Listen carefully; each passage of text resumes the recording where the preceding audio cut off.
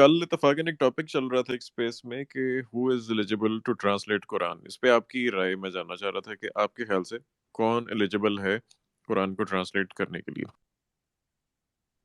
بہت بہت شکریہ. دیکھیں، قرآن مجید جو بھی یعنی جس کو شوق ہے قرآن مجید پڑھنے کا، کوئی بھی شخص، جیسے میں ہوں، میرا تو پروفیشن انجینئرنگ کا ہے. میں نے ٹیکسٹائل انجینئرنگ کی 25 سال کی عمر میں، اور 29 سال کی عمر میں نے قرآن مجید پڑھنا شروع کیا. تو میں پیچھے اس سے پہلے کوئی قرآن مجید میں نے نہیں پڑھا ہوا تھا. تو جب میں نے پڑھنا شروع کیا تو اس ٹائم مجھے یہ بات پتہ تھی کہ جب میں یہ پڑھوں گا تو مجھے ٹرانسلیشن سمجھنا ضروری ہے. تو میں نے سٹارٹ ہی ٹرانسلیشن سے کیا تھا.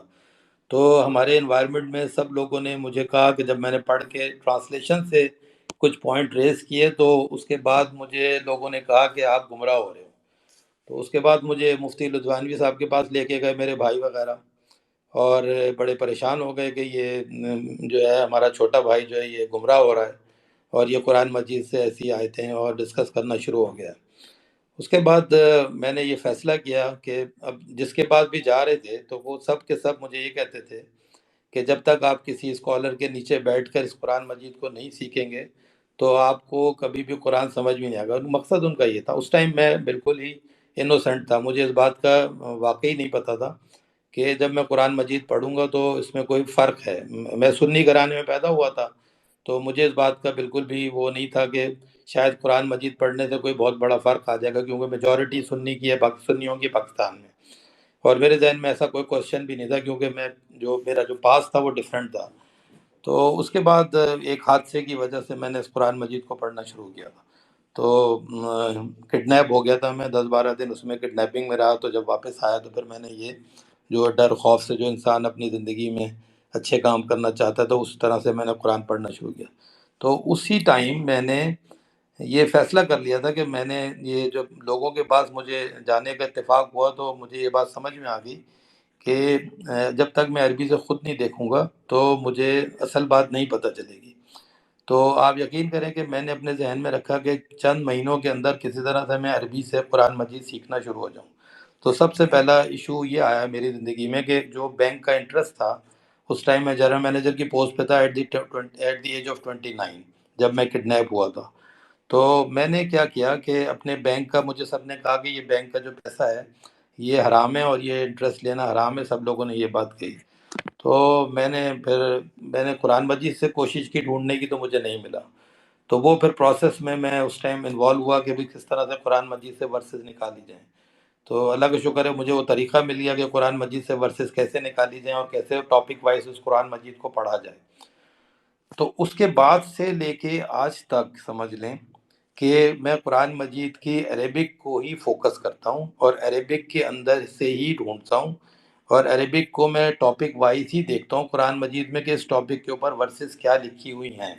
تو ہر سبجیکٹ کا پھر میں نے عربک سے سمجھنے کی کوشش کی. جیسے عام قرآن مجید پڑھا جاتا ہے کہ سورہ فاتحہ سے سورہ ناس بغیر سمجھے تلاوت کر لی اور ختم کر لیا، میں ایسا کوئی قرآن مجید نہیں پڑھتا ہوں. اس کا مقصد یہ ہے کہ میں نے اگر کوئی چیز پڑھنی ہے تو اس کو ٹاپک وائز پڑھنا ہے. میں اس کو انسائکلوپیڈیا پوائنٹ آف ویو سے بالکل دیکھتا ہوں، اور اس میں سے اس ورڈ کو پوری سارٹنگ کرتا ہوں. اس ورڈز کے بعد پھر اس میں سے اس کی انڈرسٹینڈنگ کو سمجھنے کی کوشش کرتا ہوں.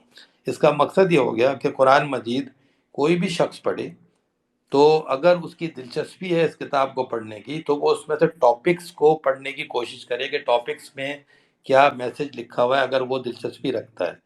اور اگر وہ دلچسپی نہیں رکھتا تو جیسے میں پہلے زندگی گزار رہا تھا تو وہ گزارتے رہیں. اور مجھے یہ پتہ ہے کہ جب اس سارے ایکسپیرینس میں میں نے دیکھا کہ سنی کیا کہہ رہے ہیں، شیعہ کیا کہہ رہے ہیں، دیوبندی کیا کہہ رہے ہیں، بریلوی کیا کہہ رہے ہیں، تو ان کے عقائد کو بھی میں نے قرآن مجید سے دیکھنا شروع کیا کہ محمد صلی اللہ علیہ وسلم نور ہیں یا بشر ہیں، حدیث کیا ہے، لوگ جو ہیں یہ صحابہ کرام کے بارے میں جو باتیں کر رہے ہیں وہ کیا ہے، قرآن کی ریویلیشن کیا ہے، اور اللہ تعالیٰ نے پہلے کتابیں کون سی نازل کی ہیں، اور کیا کیا اللہ تعالیٰ کتابوں میں اس کتاب کے اندر کیا کیا میسیج دے رہا ہے، پہلے پیغمبروں کا کیا ہمارے ساتھ کنیکشن ہے، ابراہیم علیہ السلام کا کیا وہ مسلم پیغمبر ہیں، کیا وہ اسلام کے پیغمبر ہیں یا یہودیوں کے پیغمبر ہیں، بنی اسرائیل کون ہیں، بنی اسماعیل کون ہیں، وغیرہ وغیرہ سارے سبجیکٹ جو معاشرے کے اندر بتائے جا رہے ہیں وہ ساری چیزیں میں نے اس میں دیکھنا شروع کی. جہاد کو بھی اس میں سے دیکھا، فساد کو بھی اس میں دیکھا.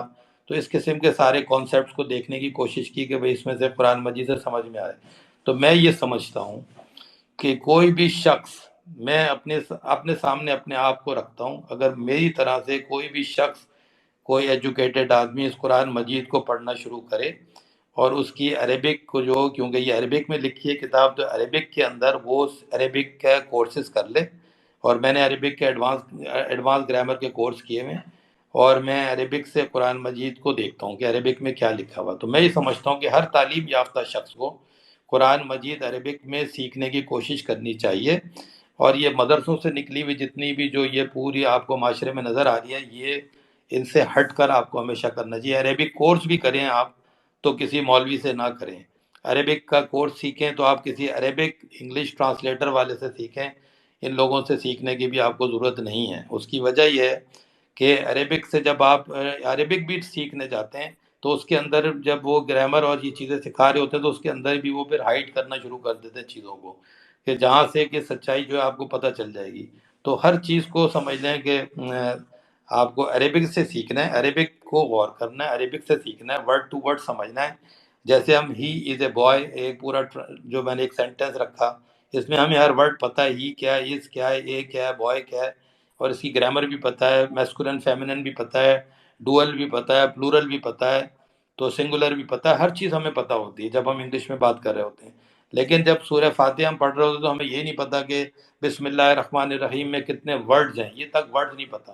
ایون میں نے لوگوں سے پوچھا لا الہ الا اللہ محمد رسول اللہ کتنے ورڈز ہیں، وہ بھی پورے نہیں بتا سکتے کہ یہ ورڈز کتنے ہیں اور اس کے الگ الگ معنی کیا ہیں. اور صبح شام سورہ فاتحہ 48 رکعتیں ایک دن میں پڑھتے ہیں، سورہ فاتحہ ہر رکعت میں پڑھتے ہیں، اور جب ان سے پوچھو کہ پڑھا کیا جا رہا ہے تو ان کو پتہ ہی نہیں ہے کہ وہ کیا پڑھ رہے ہیں، جبکہ انگلش کے ساری سینٹنسز اس کو آتے ہیں. تو میرا یہ ہمیشہ سے یہ لوگوں کو ہمیشہ سے میں ایجوکیٹ کر رہا ہوں. میں 29 ایج میں شروع کیا تھا، آج 62 ایج میری ہے، اور اپنے تمام بزنس، پروفیشن، ہر چیز کے ساتھ ساری چیزیں ایک ساتھ لے کے چلتا ہوں. اسپورٹس بھی ایک ساتھ ہی لے کے چلتا ہوں. یہ اپنی زندگی میں تمام کتابیں وغیرہ سمجھ کے پڑھنی چاہیے، جیسے کہ ہم نے انجینئرنگ میں پڑھا اسی طرح سے ساری کتابیں سمجھ کے پڑھنی چاہیے. سائنس کی کتابیں جب میرے سامنے آتی ہیں میں سمجھ کے ہی پڑھتا ہوں، کبھی اس کو بغیر سمجھے کتابوں کو نہیں پڑھتا. اور اگر میری زبان میں نہ ہو یا وہ زبان مجھے نہ آتی ہو تو پھر اس کتاب کو میں اٹھاتا بھی نہیں ہوں. اگر مجھے سیکھنا ہے تو پھر مجھے وہ زبان بھی سیکھنی چاہیے یا ٹرانسلیشن میں پڑھنا چاہیے. جی آپ بات کیجیے. اچھا، نہیں مجھے بہت اچھا لگا آپ کا پوائنٹ آف ویو، کہ کل ہی یہ بات ہو رہی تھی. میری بھی، میں کلیئر کر دوں، میں ایکس مسلم ہوں، لیکن میری رائے یہی ہے کہ اگر آپ زوم کر رہے ہیں کہ گاڈ کا ورڈ ہے، تو گاڈ یا تو اس کلام میں کہیں لکھا ہو کہ یہ کرائٹیریا ہے جو میرے کلام کو انٹرپریٹ کر کے دوسروں تک پہنچا سکتا ہے. اگر وہ کرائٹیریا ایسا مینشن نہیں ہے تو میرے خیال سے جو بھی لینگویج سیکھے وہ اپنا ڈائریکٹ میننگ اس کو نکالنا آئی تھنک ایک بیسک رائٹ ہے. تو میں یہی آپ سے کلیریفیکیشن چاہ رہا تھا. اچھا لگا مجھے آپ کا پوائنٹ آف ویو، بیکاز مجھے سینس یہی بناتا ہے کہ اس پہ کسی کی جارہ داری، انلیس جس ٹیکسٹ کی بات کی جا رہی ہے اس میں کچھ رولز طے کیے ہوئے ہوں کہ صرف یہ بندوں جو ہیں ان کے پاس اتھارٹی ہے ایکسپلین کرنے کی، جبکہ ایسا کچھ نہیں ہے. تو ٹھیک ہے، بہت بہت آئی تھنک کلیئرٹی سے آپ نے ایکسپلین کر دیا.